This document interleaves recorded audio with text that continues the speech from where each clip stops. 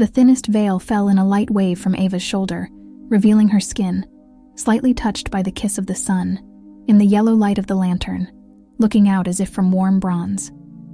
"My goddess," Bruce whispered, not taking his eyes off her graceful movements. "Goddess," he repeated, and at that moment his spirit irrevocably left this world, going to the afterlife for all his misdeeds. Ava just laughed coldly, taking one last look at the unfortunate man, who had no idea what a dangerous game he was playing. It's a pity that the noble dress was so sadly ruined by blood. It suited her. Covered in shadow, she walked towards her house. The next task has been completed, and this should please his leader. Ava, a guy hidden behind a mask, emerging from the darkness at the edge of the street. "Count Walter is waiting for you." "Right now?" Ava couldn't hide her irritation. Think about how bad luck it is. She so wanted to leave with the memory of the touches of the last victims. Indeed, she could still feel his damp, sweaty palms sliding awkwardly over her legs. With poker-like equanimity, she dismissed the obsession. "The Count has orders for you," the young man said sharply, and his gaze briefly lingered on the ephemeral curtain of shadows that surrounded her. Yes, her magic was only capable of deceiving inexperienced ordinary people, but against her colleagues, she was hopeless. Unlike her, they were masters of their craft. After all, someone had to destroy the monster that threatened the lives of beautiful girls. He would not have noticed this in others. "Tell him I'm on my way." She waved her shoulder. As always, she will have to again appear before her superiors in an image that barely hides her. But Ava was already used to changing the situation. Because of her appearance, her clothes often got damaged and worn out in the first days. This was only part of the work, and all on the orders of Count Walter. She didn't care that among her colleagues looking at her, no one offered help, a raincoat or jacket to keep warm. They only suffer slightly with a hungry look, eager to get her into bed. But Ava was unapproachable. After all the meetings with her latest victims, no lustful glances could touch her heart. She had seen enough of everything, but not a single thing touched her soul. Ethan could barely contain the urge to clench his fist. His muscles tensed with impatience, and his nerves were tensed to the limit. Count Walter smirked from behind his massive desk and acted so hostile that Ethan couldn't find the words to describe his disgust. An abomination. There are no words about the offer to sit down. Cattle. "Well, my dear Ava." The same thick, shiny, bald head reflected the light while he eagerly examined her from head to toe. "How did the mission go?" Ava, standing in front of him in a few shaggy remnants of clothing, shrugged. "As usual, Count Walter. The target has been eliminated. The contract is fulfilled." The voice was cold and even. The face was torn off from all emotions. If she gave revolutionary feelings, he would immediately cling to her like a tick, trying to suck all the juice from her vulnerability. It was impossible to make such a mistake. The main thing is that unnecessary aggression did not stop with Count Walter, who was not particularly famous for his tolerance of provincial situations. This fundamental lesson is still very early for him. "Amazing. A new application has arrived today, and I'm sure it will interest you," he said in a deft, obsequious tone. "Usually I would trust this to Zara." He slapped his thin tongue on her narrow lips and even went forward. "But you understand that she is now busy with something else." Zaraya, her sworn rival in the guild. Sometimes it seemed to Ava that without this constant tension with her rival, she would not be able to do her job so well. Competing with Zaraya in the number of successfully completed missions, neutralizing dangers, all this kept her on her toes. Dawn was, according to her, a being with a share of the blood of a succubus, so the competition was equal. Last Ava heard, Zaraya was in a neighboring state collecting information for espionage. Politics is a dirty business. "Here is your client," Count Walter betrayed, turning somewhere behind Ava. Turning, Ava saw a man who had just pulled back his hood, covering his face. He had expressive, if rough, features, an angular chin and well-defined cheekbones, thin lips and a deep wrinkle between his dark chocolate eyebrows. Stern, but not ugly. Even his green eyes with vertical pupils were pleasant. The man's gaze made Ava feel vaguely uneasy.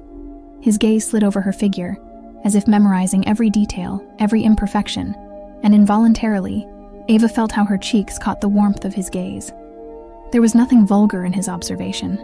He simply peered at her, recognizing her features and nothing more. Suddenly he moved, and the heavy cloak fell over Ava's shoulders, hiding her from all view. Warmth spread across her skin, and although Ava did not remove the magical haze of invisibility, there was a clear difference from the real clothing that the material cloak could offer. Confused by the stranger's gesture, Ava could only silently nod in gratitude. Something about his actions was far from unusual for men she had dated before, and there was an explanation for it. Of course, her characteristics were explained by her origin. Among her brothers there were many dragons, and even half-dragons. However, there were rumors that they were known for their reverent attitude towards women, but Ava herself had never encountered this. "Count Walter." The man's voice was like a low baritone, causing Ava to shudder. "Have you explained the details of the mission to the girl?" "Not yet. I beg your pardon, Lord Ivar." Ava noted as Count Walter seemed to shrink slightly in size, bowing politely. His every move seemed laced with hypocrisy as he tried his best to please the visitor. Ava just returned. Lie. And the most shameless. If he hadn't spent 5 whole minutes shamelessly looking her up and down, she would have long ago received all the information she needed. She really wanted to fix her smug face again, but it was better to refrain. The time would come when she could allow herself to reveal her true nature, but not now. That would be foolhardy. "Then I will have to discuss this with her personally," the man said with a fair amount of pathos in his voice, as if he had the power of life and death, acting on his whim. "Let's go," the man said laconically, not hesitating to feign solemnity, and without further ado, he turned to Count Walter, so that he would be the first to go to the exit. Count Walter nodded slightly gloatingly at Ava and winked, making it clear that she was now at God's disposal. Bowing, she followed Lord Ivar. He was strange. Ava may have been embarrassed by such unusual company, but she could hardly restrain herself from laughing. His seriousness seemed artificial, and for a moment she wanted to see if she could crack this mask of stoicism. The cartwheels continued to mercilessly bounce off the potholes in the road, moving us away from the guild building. The grinding of wheels mingled with my thoughts, and Lord Ivar, the silent companion, was still lost in thought, looking out the window. I couldn't afford to start the conversation first, but my curiosity became more and more insistent. "Why aren't you in full dress uniform?" Finally, he noticed my insufficient clothing. "Just returned from a mission where he was destroyed. Count Walter insisted that I go after you immediately," I replied, aware of the need to be brief and clear. After all, it never occurred to me to blush in front of him. What kind of honor is this for an incomprehensible lord, for whom he himself has not yet earned respect, not even bothering to offer me a contract through the official channels of the guild? Oh yes, he paid the guild for my services, but the right to refuse always remains with me. "Even choose the right clothes for yourself?" He showed a sign of surprise by raising an eyebrow. "This is especially true for clothes," I sighed. "In our work, it is not customary to be ashamed. This is not typical for my specialty. Those who are for sale should not be shy," his remark sounded decisively. "And you don't sell your pleasures. You are selling your skills. My lord, do you know the peculiarities of my craft?" My voice became lower, more seductive, as I allowed the seductive magic of my blood to subtly flicker in my eyes. I was created as a bait for perverts who thirst for thrills and the charm of a young appearance. Do not consider this as insolence, but I am not a sister of mercy from the abbey of the most pure. And, nevertheless, not yet knowing all the joys of carnal love, he reacted with a light mocking laugh, not succumbing to my witchcraft tricks, as if they did not exist for him. Charming, and to some extent I began to like him. "You might think so," I replied with disdain. "Yes, when you send someone else's twisted cruelty and bloodlust into the world every week, it's hard to feel anything other than deep disgust for your opponents. Unfortunately, too many of my goals turned out that way. We are not all such scoundrels as you think," my passenger expressed his indignation. "My observations suggest otherwise," I reacted sharply. "And besides, I don't strive to quickly find myself in someone's arms. This is the lot of dawn. Let's see if you change your mind when faced with palace intrigue," he smiled mysteriously. Believe me, the lords know how to seduce a young beauty. The vain tone in Lord Ivar's voice gave me pause. Wigs and extensions? It might have been a way out, but every part of me resisted such changes. And the way he contemptuously rejected my proposal made me understand that the negotiations were over. "We expect you to follow protocol from the moment you set foot on the palace grounds," he continued with undisguised grandeur. "Any hairstyle that hides your true essence will be unacceptable. You must become an invisible shadow, the personification of safety, but your attractiveness cannot be used as a disguise." I closed my eyes for a moment and sighed heavily. Change was necessary, and I had to accept it. "Then so be it," I reluctantly obeyed. "A contract is a contract, and if Count Walter trusts my abilities enough to decide to send me on this adventure, all I can do is follow orders." Lord Ivar nodded in satisfaction, as if his plan had just been executed flawlessly. His gaze was hidden, but behind his manner there was something that I could not quite define, cooling from understanding or perhaps hidden anxiety.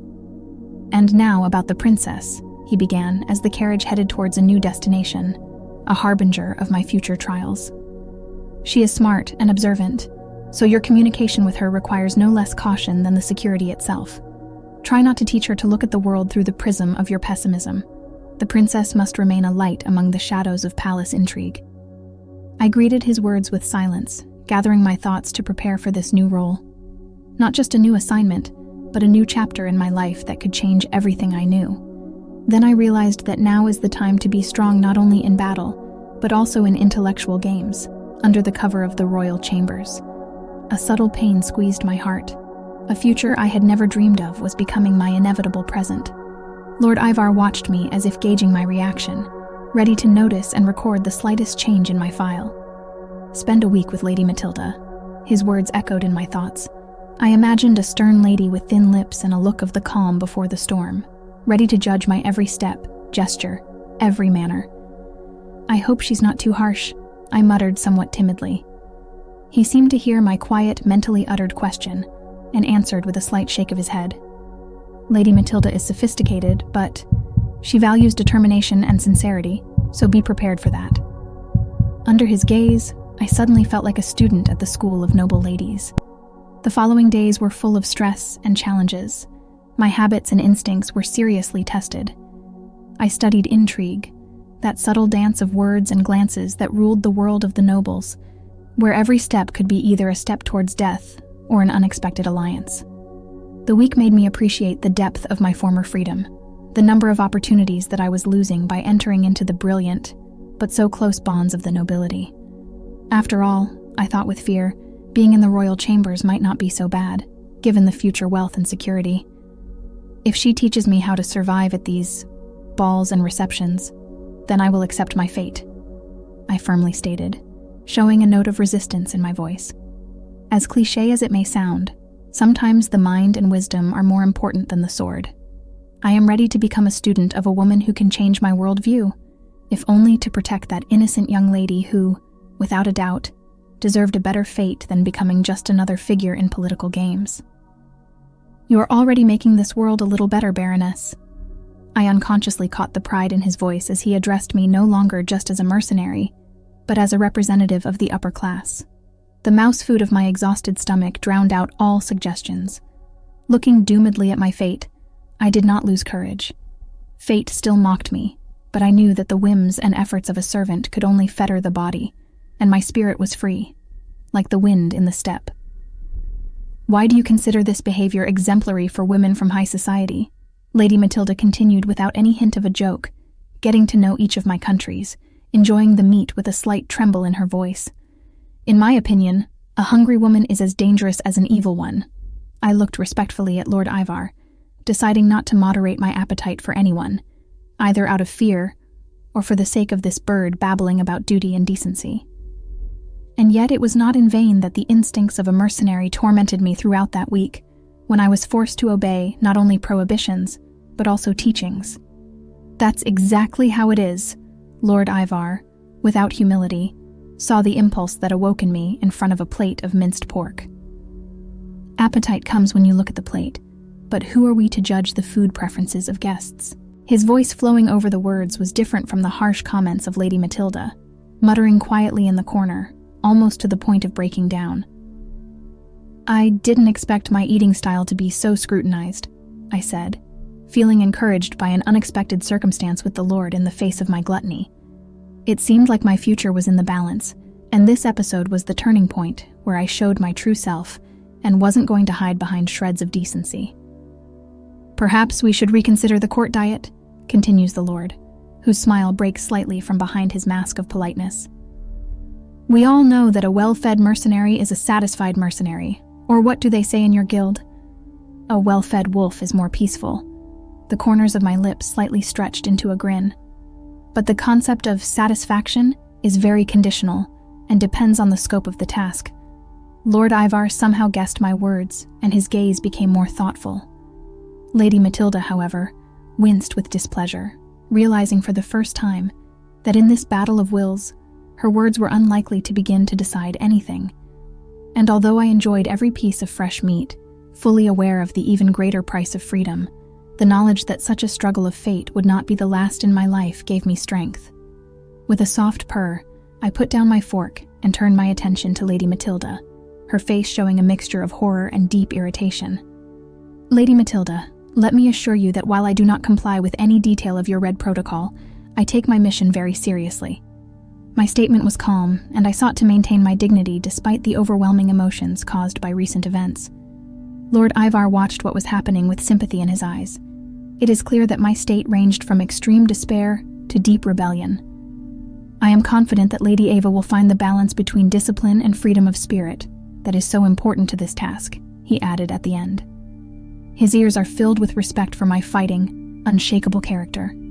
Lady Matilda, not finding this answer, only said heavily, and, perhaps for the first time since I escaped from under her wing, humbly accepted my words.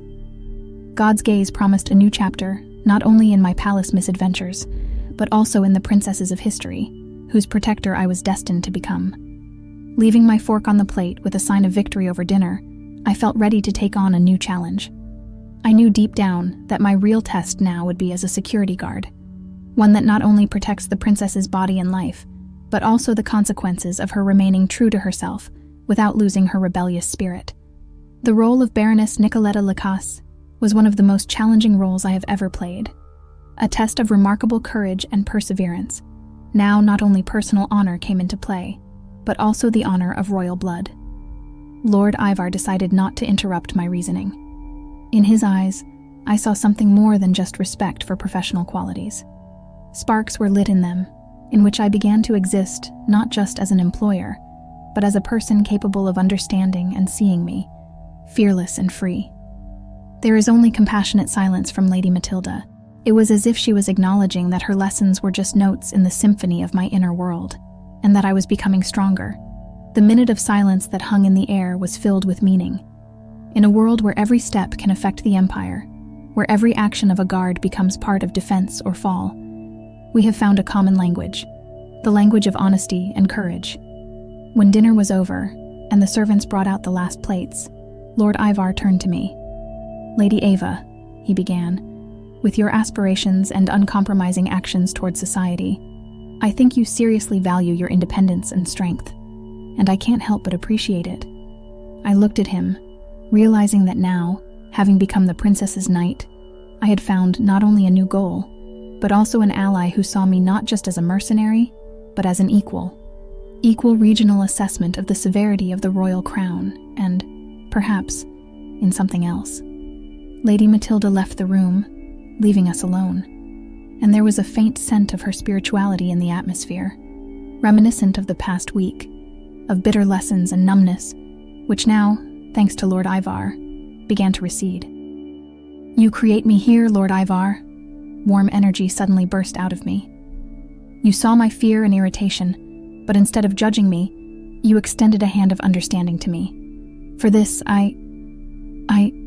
The words were lost somewhere in my chest for a second. "You have nothing to thank me for," he said, smiling back. "We all people. Sometimes heroes become tyrants, and resourceful and naughty people like you become our connection and support." In an instant, our silence spoke louder than any words. The Lord's gaze settled on me, as if he wanted to capture this picture in his heart. He was not so impatient, and in his eyes, I saw the radiance that was searching for an answer in my soul. The room became warmer from the unspoken words and the look of his friend in his eyes.